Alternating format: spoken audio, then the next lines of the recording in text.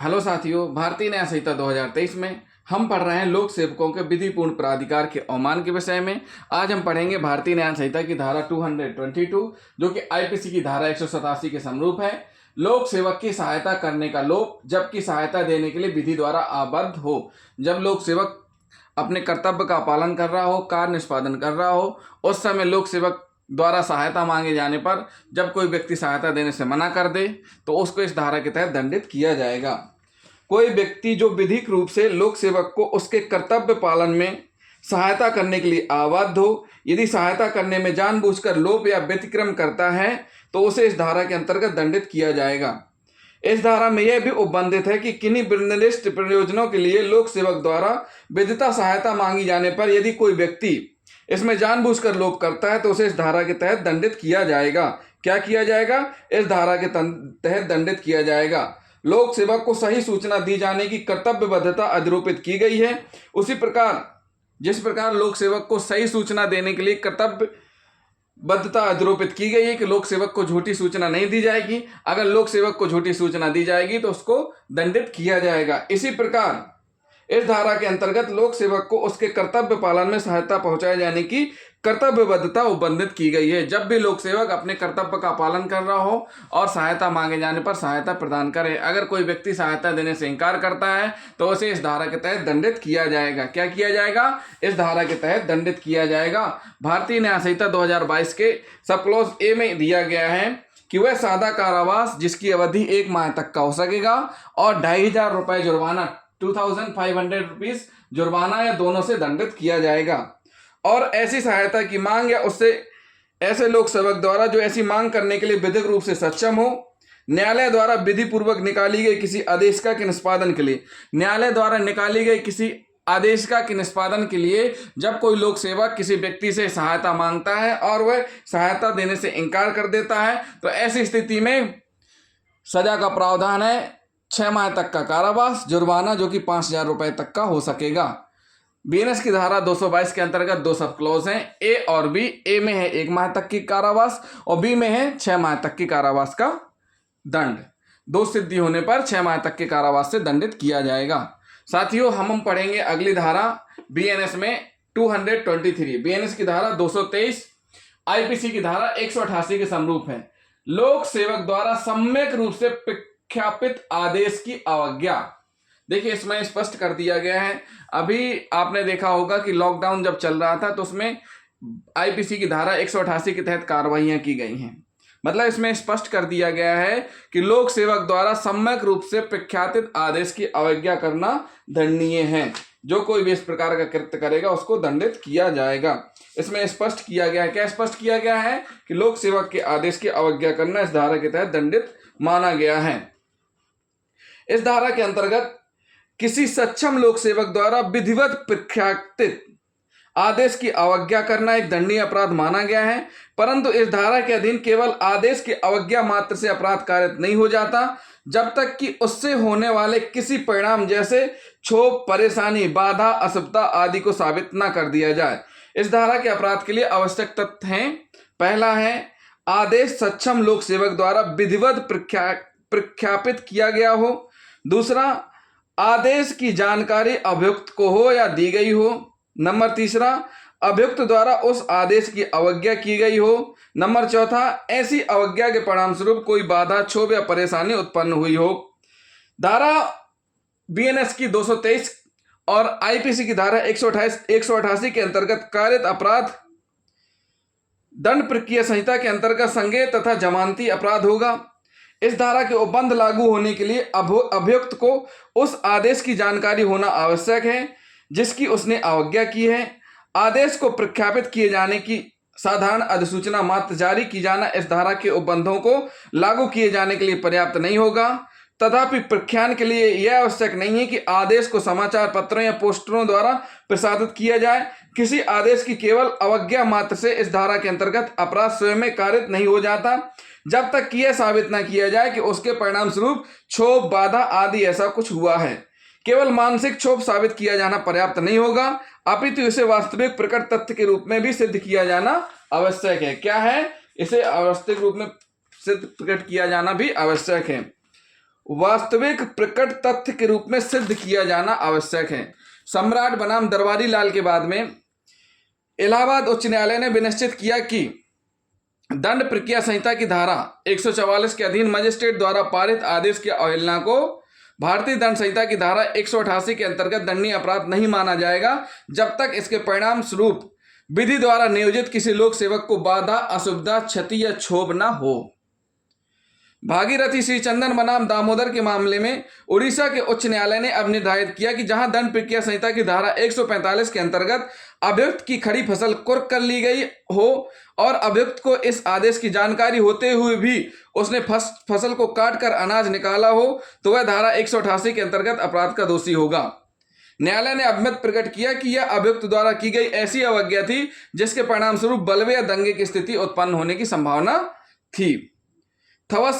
थवासियप्पन बनाम प्रियासामी नाडर के बाद में न्यायालय ने विनिश्चित किया कि यह आवश्यक नहीं है कि यदि किसी सिविल न्यायालय के आदेश की अवज्ञा की गई हो तो इसका परिवाद उस न्यायालय में ही दर्ज कराया जाए। ऐसी शिकायत दंड न्यायालय को भी स्वीकार करने की अधिकारता है।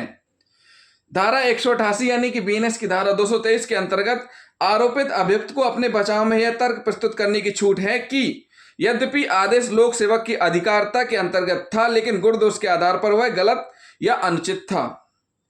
यह धारा ऐसे आदेशों की अवज्ञा के प्रति लागू होती है जो लोक कर्मचारियों द्वारा सार्वजनिक उद्देश्यों के लिए प्रख्यापित किए जाते हैं, न कि किसी सिविल न्यायालय द्वारा पक्षकारों को। अतः न्यायालय द्वारा जारी किए गए अस्थायी व्यादेश की अवज्ञा धारा 188 यानी बीएनएस की धारा 223 की परिधि में नहीं आएगी। किसी मंदिर के व्यवस्थापकों को दर्शनार्थियों की सुविधा के लिए मंदिर के द्वार को ऊंचा और चौड़ा करने का आदेश या विधि विरुद्ध जमाओं के 5 या अधिक व्यक्तियों के तितर बितर हो जाने के लिए दिया गया आदेश धारा 188 और बीएनएस की धारा 223 के अंतर्गत वैध होंगे, जिनकी अवज्ञा किए जाने पर दोषी व्यक्तियों को इस धारा के अंतर्गत दोष सिद्ध करके दंडित किया जा सकेगा। भूप सिंह त्यांगी बनाम राज के बाद में दिल्ली उच्च न्यायालय द्वारा अब निर्धारित किया गया कि लोक सेवक के आदेश की अवज्ञा का अपराध वहां कारित नहीं होगा जहां यह दर्शाने को कुछ भी ना हो कि अभियुक्त को उक्त आदेश की जानकारी थी। उल्लेखनीय है कि भारत में 24 मार्च 2020 से कोविड-19 की फैलती महामारी के प्रकोप को रोकने के लिए राष्ट्रीय स्तर पर महीनों तक लॉकडाउन लगाया गया। भारत सरकार के लिए अत्यावश्यक हो गया, मतलब लॉकडाउन लगाना अत्यावश्यक हो गया तथा देश में 24 घंटे कर्फ्यू जैसी स्थिति बनी रही। इस दौरान इसके उल्लंघन की हजारों घटनाएं हुई तथा आईपीसी की धारा 188 के अंतर्गत पुलिस को एफआईआर दर्ज करनी पड़ी ताकि लोग घर से बाहर न निकलें। इससे व्यथित होकर उत्तर प्रदेश के सेवानिवृत्त पुलिस महानिदेशक श्री विक्रम सिंह ने मई 2020 में उच्चतम न्यायालय में एक जनहित याचिका दायर करते हुए न्यायालय से निवेदन किया कि धारा 188 के अधीन 75,000 से अधिक प्राथमिकाएं यानी एफआईआर लॉकडाउन के उल्लंघनकारियों के विरुद्ध दायर हो चुकी हैं, जो उन्हें अनुच्छेद 14 और 19 के अधीन प्राप्त समता और जीवन के अधिकार के उल्लंघन में है, इसलिए इन एफआईआरों को खारिज किया जाए। उस याचिका पर विक्रम सिंह बनाम भारत सिंह के नाम से विचार करते हुए उच्चतम न्यायालय के 3 न्यायाधीशों की पीठ, जिसकी अध्यक्षता न्यायमूर्ति अशोक भूषण कर रहे थे, ने याचिका को सिरे से खारिज करते हुए विनिश्चित किया कि देशव्यापी कोविड-19 की महामारी को रोकने हेतु दंड संहिता यानी आईपीसी की धारा 188 के अंतर्गत उल्लंघनकारियों के विरुद्ध कार्रवाई केवल उचित ही नहीं अपितु अति आवश्यक है ताकि शीघ्रता से फैलने वाली इस बीमारी पर यथासंभव काबू पाया जा सके। लोक स्वास्थ्य की दृष्टि से यह बंधन अनिवार्यता लागू किया गया है जिसमें किसी प्रकार का हस्तक्षेप वांछित नहीं है। ज्ञातव्य की प्रस्तुत धारा 188 के अधीन कारित अपराध को दंड प्रक्रिया संहिता 1973 के अंतर्गत संज्ञेय अपराध माना गया है, जो जमानती होने पर भी राज्य सरकार की अधिसूचना द्वारा अजमानती घोषित किया जा सकता है। तो साथ ही ये स्पष्ट हो गया कि लोक सेवक द्वारा सम्यक रूप से प्रख्यापित आदेश की अवज्ञा करना, लोक सेवक के द्वारा एक ऐसा आदेश जारी किया गया जिसका पालन करना आवश्यक है, फिर वो उस आदेश को जानबूझ करके उल्लंघन करना इस धारा के तहत दंडित माना जाएगा, जिसमें सजा का प्रावधान है। क्या है सजा का प्रावधान? इसके भी 2 सब क्लॉज हैं, जिसमें पहला सब क्लॉज क्या है? यदि ऐसी अवज्ञा विधि पूर्वक नियोजित किन्हीं व्यक्तियों को बाधा क्षोभ या क्षति की जोखिम कारित करे या कारित करने की प्रवृत्ति रखती हो। इसमें स्पष्ट किया गया है कि यदि ऐसी अवज्ञा विधि पूर्वक नियोजित किन्हीं व्यक्तियों को बाधा पहुंचाने के लिए की गई है तो उसमें 6 माह तक का कारावास, 2,000 रुपए जुर्माना से दंडित किया जाएगा। नंबर दूसरा क्या है, बी, जहां ऐसी अवज्ञा मानव जीवन, स्वास्थ्य, सुरक्षा को संकट कारित करे या कारित करने की प्रवृत्ति रखती हो, या बलवा दंगा कारित हो या कारित करने की प्रवृत्ति रखती हो, दोनों में से किसी बात। इसमें स्पष्ट कर दिया गया, जैसे कोविड महामारी बीमारी में लॉकडाउन लगाया गया था और उसमें स्पष्ट किया गया था कि कोई भी बाहर नहीं आएगा। उसमें लोक सेवक के द्वारा आदेश पारित किए गए थे और सर्व जन को सूचित किया गया था। इसका उल्लंघन करने पर दंड का प्रावधान भी निश्चित किया गया है। तो इस प्रकार का कृत्य करने पर 1 वर्ष तक का कारावास, 2 सिद्धि होने पर और 5,000 रुपए तक का जुर्माना, ये दोनों से दंडित किया जाएगा। अब हम पढ़ेंगे भारतीय न्याय संहिता की धारा 224। क्या पढ़ेंगे? भारतीय न्याय संहिता यानी बीएनएस की धारा 224 और आईपीसी की धारा 189, लोक सेवक का क्षति करने की धमकी। क्या कह रही है धारा? लोक सेवक को क्षति करने की धमकी। तो इसमें स्पष्ट किया गया है कि जो कोई लोक सेवक को क्षति करने की धमकी देगा उसको इस धारा के तहत दंडित किया जाएगा। इस धारा में यह उल्लेख है कि जो व्यक्ति किसी लोक सेवक को इस आशय से क्षति करने की धमकी देता है ताकि वह अपने सार्वजनिक कर्तव्य से संबंधित किसी कार्य को करे या करने से पराव्रत रहे या विलंब करे, तो यह एक दंडनीय अपराध होगा। यानी लोक सेवक को इसलिए क्षति करने की धमकी दी गई है ताकि वह क्या करे, कोई कार्य करने में पराव्रत रहे या विलंब करे, तो इस स्थिति में दंडनीय माना गया है। यह धारा लागू होने के लिए लोक सेवक या किसी अन्य व्यक्ति को जिसमें लोक सेवक के हितबद्ध होने का अभियुक्त को विश्वास हो, क्षति की धमकी दी गई होना चाहिए। क्या किया जाना चाहिए? क्षति की धमकी दी गई होना चाहिए। धारा 189 आईपीसी की धारा और बीएनएस की धारा 224 केवल लोक सेवक को क्षति कारित की जाने की धमकी के मामले में ही लागू होगी। उदाहरणार्थ, डिक्रूज के मामले में मार्क्सवादी पार्टी के कुछ साम्यवादी कार्यकर्ता अपने साथियों की गिरफ्तारी के विरोध प्रकट करने पुलिस स्टेशन पहुंचे तथा उन्होंने वहां कार्यरत पुलिस कर्मियों को धमकी दी कि वे उनके साथियों को छोड़ दें, अन्यथा उन्हें इसके गंभीर परिणाम भुगतने पड़ेंगे। न्यायालय ने अभियुक्तों को इस धारा के अंतर्गत दोष सिद्ध किया। किस धारा के अंतर्गत? आईपीसी की धारा 189 और बीएनएस की धारा 224 के अंतर्गत दोष सिद्ध किया। इसी प्रकार यार मोहम्मद बनाम सम्राट के बाद में 2 पुलिस आरक्षकों ने रात के समय अपनी गश्त ड्यूटी देते हुए एक निगरानी शुदा अपराधी के घर के सामने खड़े होकर उसके नाम से पुकार की ताकि वह सुनिश्चित किया जा सके कि वह अपराधी घर पर है या नहीं। इस पर उस अपराधी का भाई जो कि बगल वाली झोपड़ी में रहता था बाहर आया। उसने नींद में दखल देने के लिए पुलिस आरक्षकों को लताड़ते उन्हें मारने की धमकी दी। न्यायालय ने अभियुक्त को धारा 189 के अधीन दोषी ठहराकर दंडित किया, परंतु किसी लोक सेवक को दी गई धमकी जिसने रिश्वत लेकर कोई काम करने का आश्वासन दिया हो लेकिन वह काम न किया गया हो, इस धारा के अंतर्गत दंडनीय नहीं होगा। तो साथियों, इसमें स्पष्ट कर दिया गया है कि जो कोई लोक सेवक को क्षति करने की धमकी देगा उसको 2 वर्ष तक का कारावास, जुर्माना दोनों से दंडित किया जाएगा।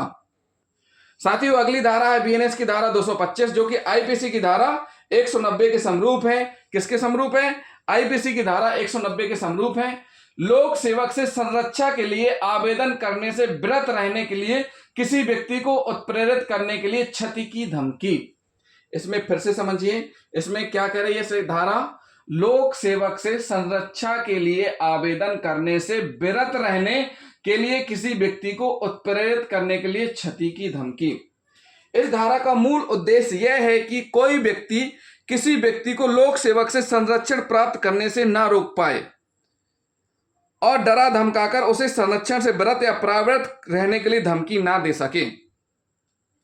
इसमें स्पष्ट किया गया है कि अगर कोई व्यक्ति लोक सेवक से संरक्षण प्राप्त करना चाह रहा है तो उसको धमकी दी जा रही है ताकि वह संरक्षण ना प्राप्त कर सके। तो इस धारा का यही उद्देश्य है कि कोई व्यक्ति किसी व्यक्ति को लोक सेवक से संरक्षण प्राप्त करने से ना रोक पाए और डरा धमकाकर उसे संरक्षण से विरत या परावृत रहने के लिए धमकी ना दे सके। इस धारा के अंतर्गत अपराध के लिए निम्नलिखित तथ्यों का विद्यमान होना आवश्यक है। पहला, अभियुक्त द्वारा धमकी दी गई हो।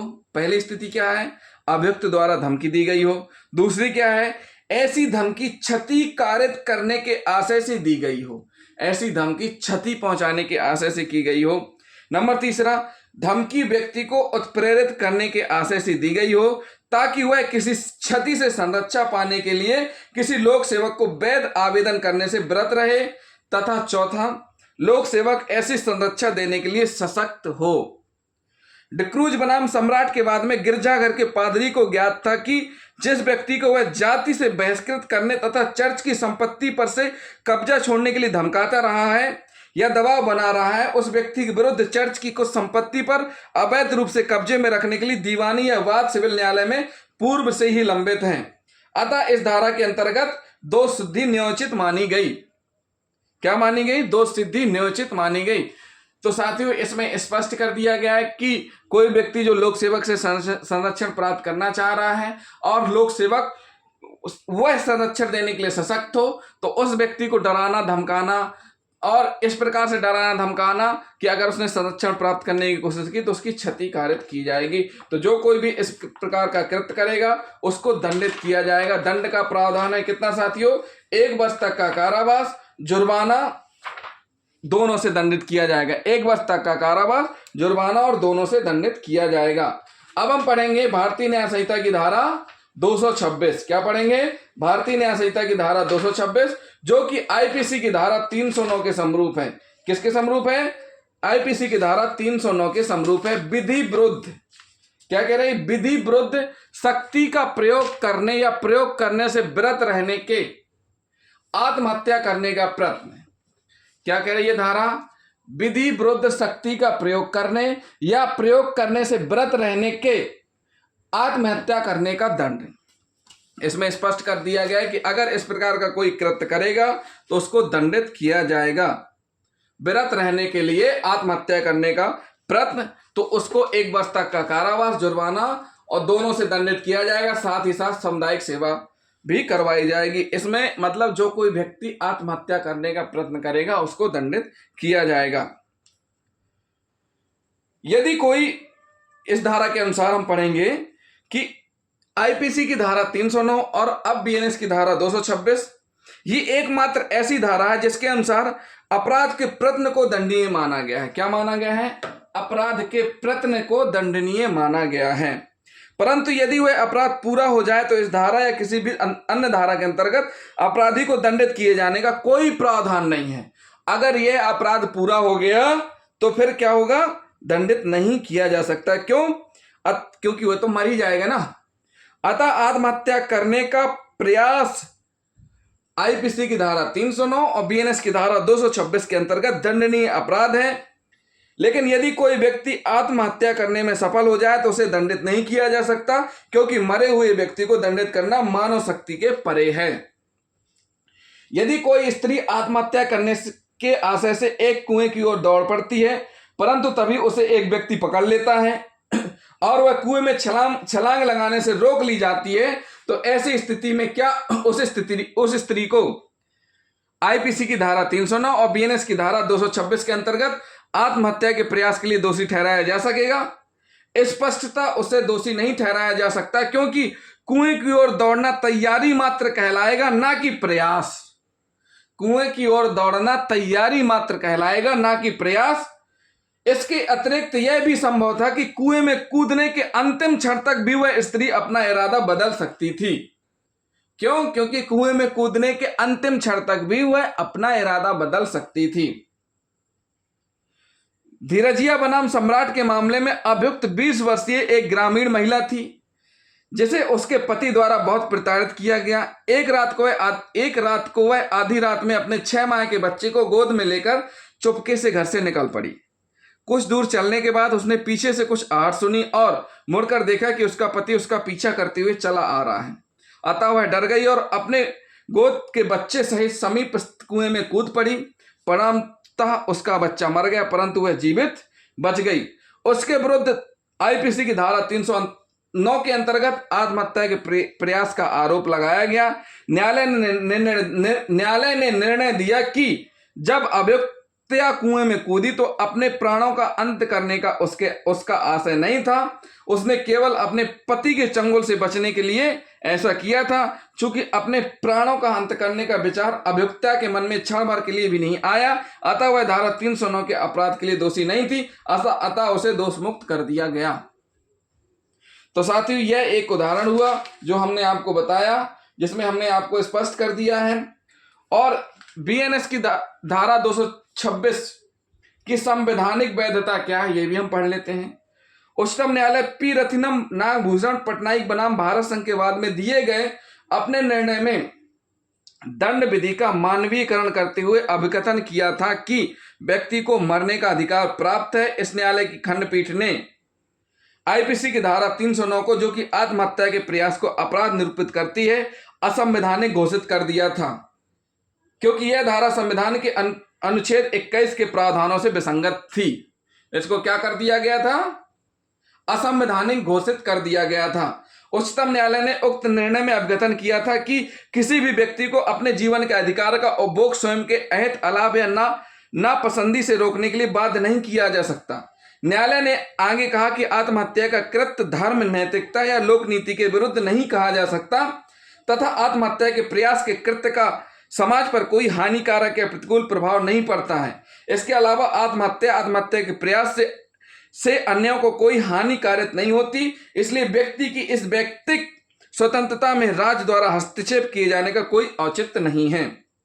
तथापि इस निर्णय में विद्वान न्यायाधीशों ने इस दलील को अस्वीकार कर दिया कि शांत मृत्यु को विधि द्वारा अनुमति दी जानी चाहिए। इसका कारण स्पष्ट करते हुए न्यायाधीश द्वय ने अभिकथन किया कि प्रस्तुत निर्णय में इस संबंध में अधिक विचार किया जाना इसलिए आवश्यक है क्योंकि प्रथम तो यह प्रस्तुत विचाराधीन याचिकाओं की परिधि के परे है, और दूसरे यह कि दया मृत्यु में एक तीसरा व्यक्ति सक्रिय निष्क्रिय रूप से अंतर्भूत रहता है, जिसके बारे में यह कहा जा सकता है कि वह अन्य व्यक्ति की मृत्यु कारित करने में सहायक या दुष्प्रेरक था। दंड संहिता की धारा 309 को संविधान के अनुच्छेद 21 के अंतर्गत व्यक्ति को प्राप्त व्यक्तिक स्वतंत्रता का अतिक्रमण निरूपित करते हुए उच्चतम न्यायालय ने इस निर्णय में कहा था कि धारा 309 को दंड विधि से विलोपित किया जाना चाहिए ताकि दंड विधि का मानवीकरण हो सके। विद्वान न्यायाधीशों ने धारा 309 के प्रावधानों को क्रूरतापूर्ण एवं अनुचित निरूपित करते हुए कहा था कि इसके परिणाम स्वरूप व्यक्ति को दोहरा दंड भुगतना पड़ता है। प्रथम तो वह आत्महत्या करने की यंत्रणा भुगतता है और आत्महत्या करने में असफल रहने पर उसे समाज में अपकीर्ति या बदनामी भुगतनी पड़ती है, जो पीड़ादायक होती है। ऐसी स्थिति में आत्महत्या के प्रयत्न में विफलता के लिए व्यक्ति को दंडित करना, उस पर एक दंड का भार डालना होगा, जो उचित नहीं है। अतः दंड संहिता की धारा 309 के उपबंध संविधान के अनुच्छेद 21 के प्रावधानों के विपरीत होने के कारण शून्य है। इस धारा को विलोपित किया जाना न केवल मानवीय आधार पर उचित होगा, अपितु समाज शास्त्रीय दृष्टि से भी यह वांछित है, क्योंकि वह व्यक्ति जिसने आत्महत्या करने का प्रयास किया था परंतु इसमें विफल रहा, अपने परिवार के लिए उपयोगी सिद्ध होने के लिए एक बार पुनः उपलब्ध रहता है जैसा कि वह पूर्व में था। अतः वास्तव में केवल उसी व्यक्ति को दंडित किया जाना चाहिए जिसने आत्महत्या की हो, परंतु वह मानव शक्तियों विधि की पहुंच के बाहर होने के कारण उसे दंडित किया जाना संभव नहीं है। तो साथियों, इसमें स्पष्ट किया गया था कि आत्महत्या को विलोपित किया जाए। उपरोक्त निर्णय में विद्वान न्यायाधीशों ने अभिकथन किया कि बलात्कार के शिकार हुई किसी महिला द्वारा आत्महत्या का प्रयास किया जाना अपराध नहीं हो सकता। वस्तुतः ऐसे मामले में उसे दंडित करने के लिए अभ्यारोपित किया जाना ही अपराध है। यह बात अलग है कि विचारण की समाप्ति पर न्यायालय ऐसी महिला पर नाम मत कर जुर्माना करे या उसे परिवीक्षा पर छोड़ दे। बलात्कार की शिकार हुई महिला जो पहले ही यातना भुगत चुकी है, आत्महत्या के प्रयास में विफल रहने पर उसे दंडित किया जाना कहां तक उचित है। अतः हमें अपने कानूनों का मानवीकरण करते हुए उनमें अनावश्यक परिवर्तन करना चाहिए। ऐसा करने के लिए अभी भी अत्यधिक विलंब नहीं हुआ है। तो इस प्रकार इस धारा को विलोपित किया गया था। किस मामले में? पी रत्नम नागभूषण पटनायक बनाम भारत संघ के बाद में विलोपित किया गया था। लेकिन जो भारतीय न्याय संहिता 2023 है, बीएनएस की धारा 2023 है, इसमें फिर से इस धारा को जोड़ा गया है। क्या जोड़ा गया है? फिर से इस धारा को जोड़ा गया है कि जो कोई किसी लोक सेवक को, क्या कह रही है धारा? जो कोई किसी लोक सेवक को अपने शासकीय कर्तव्य करने या शासकीय कर्तव्यों का निर्वहन करने से विरत रहने के आशय से या करने हेतु आत्महत्या का प्रयत्न करता है, वह सादा कारावास जिसकी अवधि 1 वर्ष तक की हो सकेगी, जुर्माना या दोनों से दंडित किया जाएगा, सामुदायिक सेवा से दंडित होगा। देखिए इसमें स्पष्ट कर दिया गया किस लिए आत्महत्या करता है। उसमें जो आत्महत्या नॉर्मल कर रहा है, बच रहा है, वो कंडीशन अलग है, विलोपित कर दी। लेकिन जो कोई किसी लोक सेवक को अपने शासकीय कर्तव्य करने या शासकीय कर्तव्य निर्वहन करने से विरत, मतलब कोई लोक सेवक शासकीय कार्य कर रहा है और उसके शासकीय कार्य को रोकने के लिए कोई व्यक्ति आत्महत्या करने का प्रयत्न कर रहा है, तो उसको इस धारा के तहत दंडित किया जाएगा। जैसे अतिक्रमण हटाने के लिए जा रही लोक सेवक का दस्ता गया और किसी व्यक्ति ने अपने ऊपर पेट्रोल डालकर आत्महत्या करने की कोशिश की, ये कंडीशन हो गई। क्यों? क्योंकि लोक सेवक तो वहां अपना कर्तव्य निर्वहन के लिए गए थे। और अगर इसी प्रकार अन्य कंडीशंस में देखें कि अगर जमीन का बंटवारा करने जब लोक सेवक जाते हैं तो दूसरा पक्ष जमीन का बंटवारा नहीं करने दे रहा, या किसी का कब्जा दिलाने की स्थिति हो रही है, वहां पर कब्जा ना दिलाया जा सके, रोका जा सके, उसके लिए किसी संपत्ति की नीलामी हो रही है, नीलामी रोकने के लिए, या किसी प्रकार की संपत्ति उद्घोषणा के बाद जिस कुर्की की कार्रवाई की गई है, उस कुर्की की कार्रवाई को रोकने के लिए अगर किसी प्रकार का ऐसा कृत्य किया जाता है, मतलब स्पष्ट कर दिया गया है कि जो कोई लोक सेवक को उसके कार्य, लोक सेवक को शासकीय कर्तव्य यानी शासकीय कार्य या शासकीय कर्तव्यों के निर्वहन से विरत रहने के लिए आत्महत्या का प्रयत्न करता है, तो उसको दंडित किया जाएगा। 1 वर्ष तक का कारावास, जुर्माना और सामुदायिक सेवा से दंडित किया जाएगा। तो साथियों, ये हुई बीएनएस की धारा 2000। बीएनएस में हमने आपको बताया बीएनएस की धारा 222, 223, 224, 225, 226। तो जिन साथियों ने अभी तक हमारा चैनल सब्सक्राइब नहीं किया, हमारे चैनल को सब्सक्राइब कर लें, वीडियो को लाइक और शेयर करना ना भूलें, साथ ही साथ कमेंट भी करते जाएं। हमारे अगले चैप्टर यानी अध्याय 14 में हम आपको बताएंगे मिथ्या साक्ष्य, लोक न्याय के विरुद्ध अपराधों के विषय में। तो जिन साथियों ने अभी तक हमारा चैनल सब्सक्राइब नहीं किया है, तो सबसे पहले हमारे चैनल को सब्सक्राइब कर लें। थैंक यू दोस्तों।